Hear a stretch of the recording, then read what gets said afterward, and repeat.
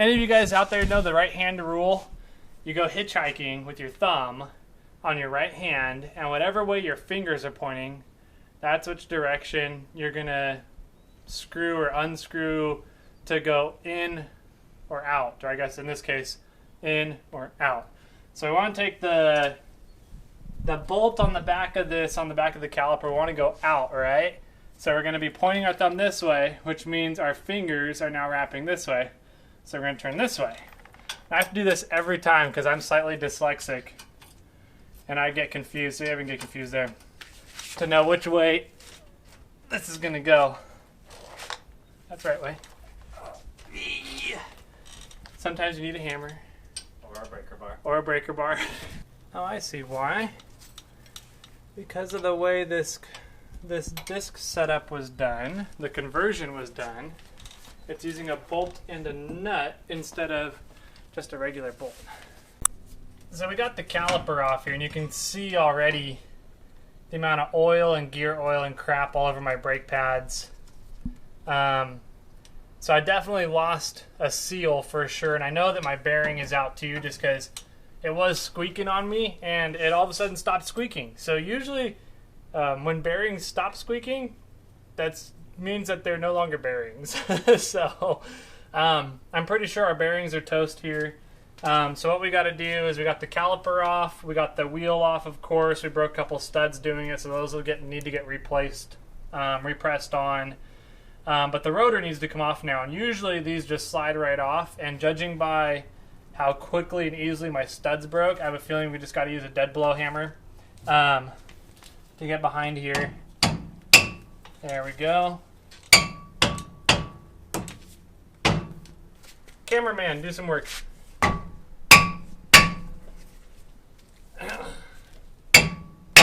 There we go. So the rotor should just come right off, and we can see inside here now just how much gear oil is coming out of the seal here, leaking all down your brakes and everything. Generally speaking, oil on brake pads is not a good thing. But yeah, good times. Next step here will be to take off, because of my disc brake conversion, we already have 3 of the bolts off. The 4th one will come right off, and then this whole thing will slide right out, and we'll show you that next. Stop. Hammer time.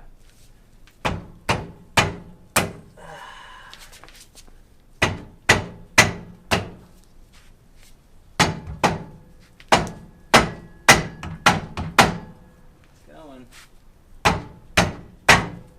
There it goes. Now,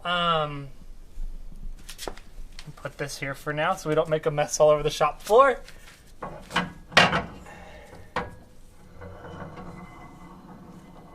Da-da-da! And there you have a Toyota axle shaft.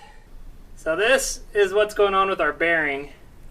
You can kind of see, like I said, there's no more bearing here anymore. That's pretty much what's going on there. The bearing is literally in pieces in here.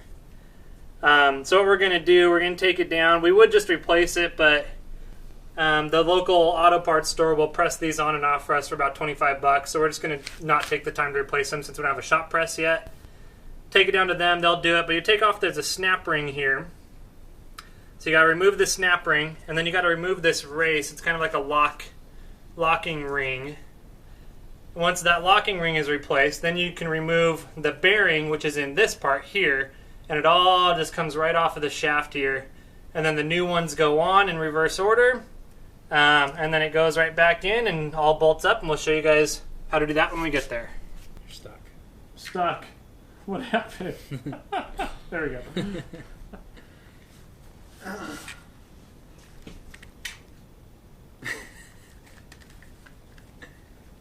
Got it. We're good.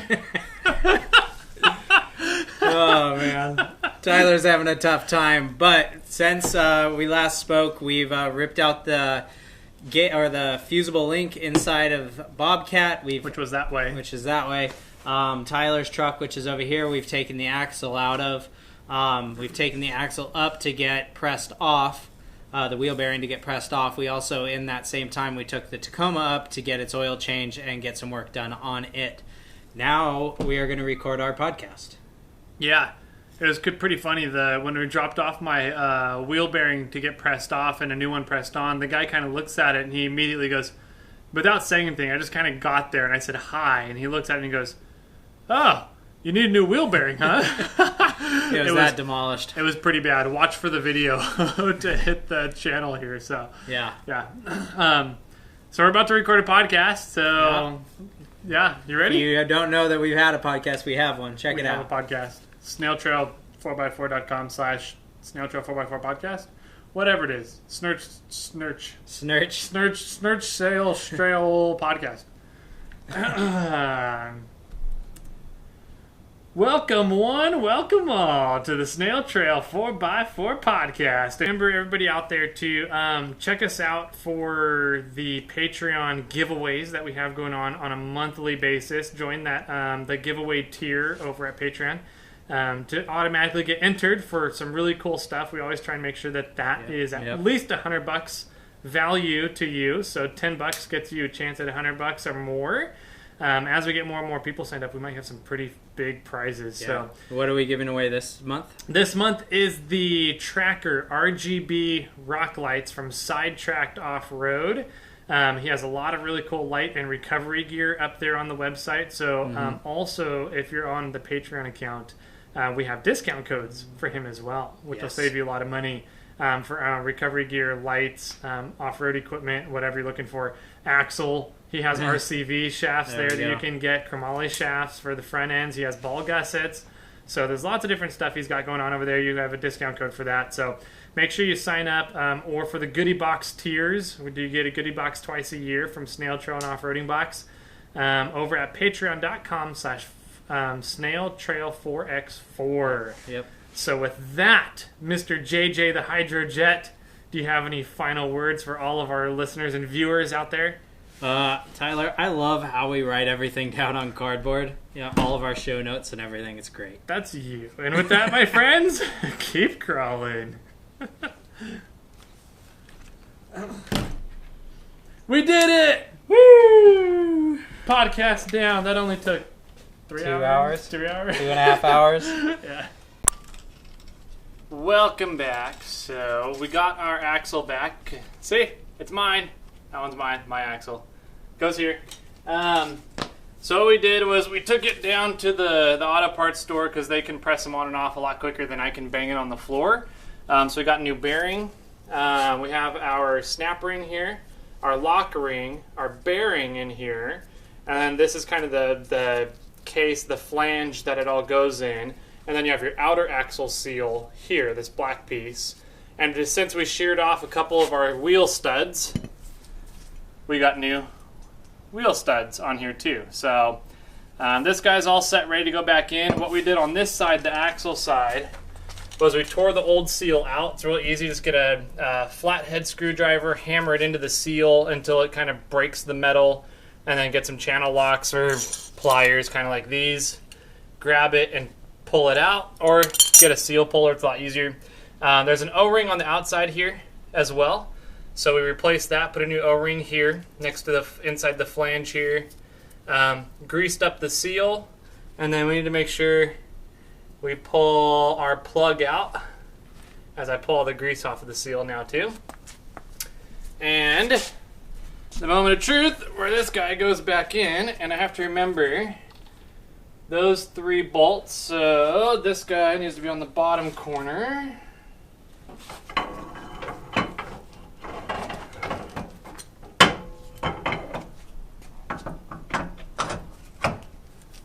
Just like that. Oh man.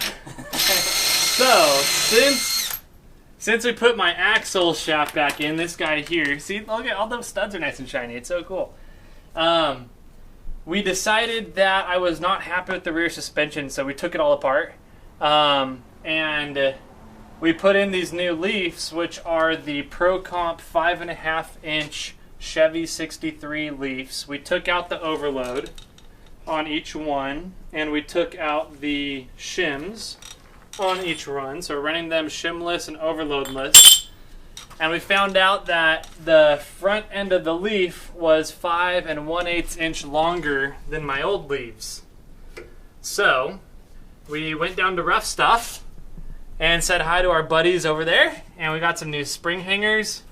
Kind of did some measurements, rough measurements, some eyeballing, and just kind of put them up there, and it worked. Just kidding. We actually took a lot of measurements. And so we just kind of mocked it all up into place, figured out what our shackle angle is at. I'm happy with it for now. It'll settle in a little bit, which I'm counting on.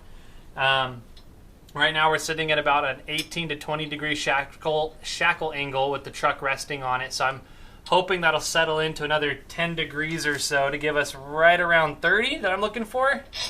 But I'm really happy with the down travel that these things get just from testing and kind of flexing them out. And so now we're just we got everything kind of where I want it. We're gonna take it all apart now and weld up the spring hangers and then put it all back together. Hey, what's up everybody? We're on day 3 here. So here we have the 4Runner. So we got everything kind of torn out. We took out the old brackets, which were right up there. And so as you can see, we kind of ground it all down, made it nice and clean. We have the new brackets from Rough Stuff, nice and welded up there. And we're about to paint it all. So I kind of wanted to give you guys a look and see what it all looks like before we paint it and make it look pretty. We are here. We've pretty much wrapped up. I was going to try and get the camera on to get a catch of Jimmy back underneath the 4Runner welding up the little skid plates on there. But here, I'll turn the camera around and show you guys what the resulting outcome is here. There's Jimmy. Hi. Hey. And the welding setup. You like how we carried around the shop? That's our shop cart. It works awesome. So we have here the 4Runner all set up, sitting under its own power. Everything's tightened down. We got the springs on. So the shackle angle is right now sitting at, let's see if you can see that here, about 20 degrees, 18 to 20 degrees, which is a little less than what I wanted. But I figure as the rig settles in, the springs settle in a little bit, I'll gain 5 to 10 degrees that way, which will put me close to 30, which is where I wanted it. Full droop is awesome. We get a lot of travel. We didn't measure it yet.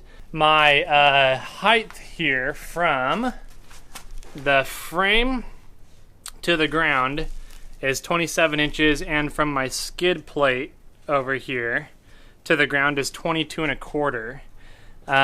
But here is this. We haven't cleaned up Jimmy's welds yet, but there's the new bracket. It was painted until we decided to put the little skid cover on there. The auto parts store only had 5 new lug nuts, so there's 5 shiny ones and 1 crystal clean, experienced lug nut on there. And we drained the diff and the axle, and we put 2.4 quarts back in the diff, which is what the Toyota axles take, the 8-inch Toyota axles. Put a new drain plug in the bottom because the old one was nice and rounded out. So we put a Allen drain plug in the bottom with a magnetic plug on it, so it'll catch any of the sludge and everything that comes out. Yeah, it gets hot in the shop, so we like to run fans. And the flux core works really well with the fans going all the time. We don't have to worry about gas leaving our weld areas, but it does make a little bit of a mess. So I spent a little more time cleaning, but more time under the fans, which is really nice. So That was a long few days. yeah, a little longer than what we anticipated, but it always turns out that way. Always. Always. But if you enjoyed this video, please let us know down below. I appreciate you watching. Hammer down on that subscribe button wherever it's going to be. We're on the wrong side. But thanks for watching. Keep crawling.